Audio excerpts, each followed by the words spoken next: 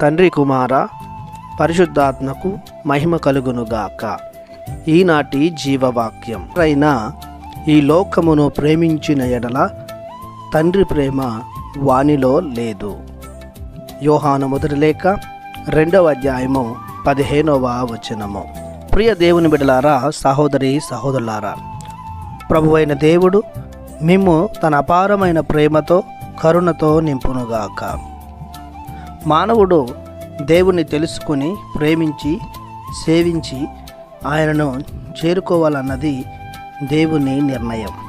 అనగా దేవునిచే సృజింపబడి తన పోలికలో ఆకారంలో చేయబడి ప్రభుని పోలి ప్రభునికి సొంతం కావాలి. దేవుని కంటే మిన్నగా మానవుడు దేనిపై మక్కువ కలిగి ఉండకూడదు.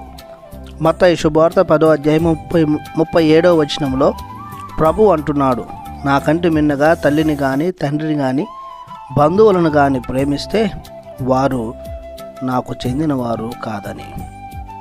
భార్యను కానీ భర్తను కానీ పిల్లలను కానీ దేవుని ప్రేమించిన తర్వాతనే వారికి ప్రాధాన్యతనివ్వాలని దేవుడు చెబుతూ ఉన్నాడు. పౌలు రోమీలకు రాసినటువంటి లేఖ 12వ అధ్యాయము 2వ వచనములో మీరు ఈ లోక ప్రమాణాలను అనుసరింపకుడు అంటున్నాడు.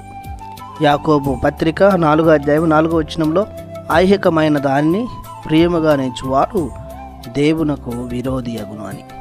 మత్తయి శుభవార్త 6వ అధ్యాయము 24వ వచనం ప్రకారం ఏ ఒక్కరు ఇద్దరు గురువులను అనగా దైవమును ద్రవ్యమును సేవించలేరు.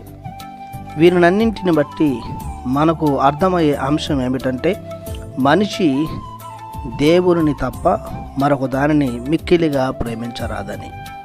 మనిషి తన దైనందిన జీవితంలో మొదటి ప్రాధాన్యతను దేవునికి ఇవ్వాలి, తర్వాతనే మిగతా వాటిని ద్వేషించమని వదిలివేయమని కాదు దేవుని అర్థం. వీరినన్నింటినీ సమకూర్చిన దేవుని అధికముగా అనుసరించాలి, సేవించాలి, ప్రేమించాలి, ఆరాధించాలి. ఒకవేళ మనిషి ఆత్మ ఆరాధన ప్రాధాన్యత లోకంపై లోక ప్రమాణాలపై ఉన్నట్లయితే వారు దేవునికి దూరస్తులే, దేవుని ప్రేమ వారిలో లేనట్లే.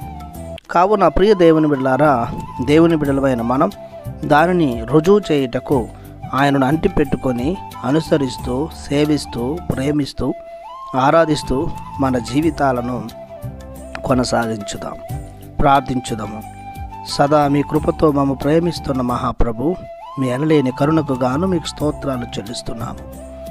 మీరు మమ్ము ప్రేమిస్తున్నట్లు మేము మనసారా సకల వస్తువుల కంటే మిన్నగా ప్రేమించే యోగ్యతను దయచేయమని యేసు పరిశుద్ధ నామములో ప్రార్థిస్తున్నాము తండ్రి. ఆమేన్. దేవుడు మిమ్ము దీవించునుగాక. ఆమేన్.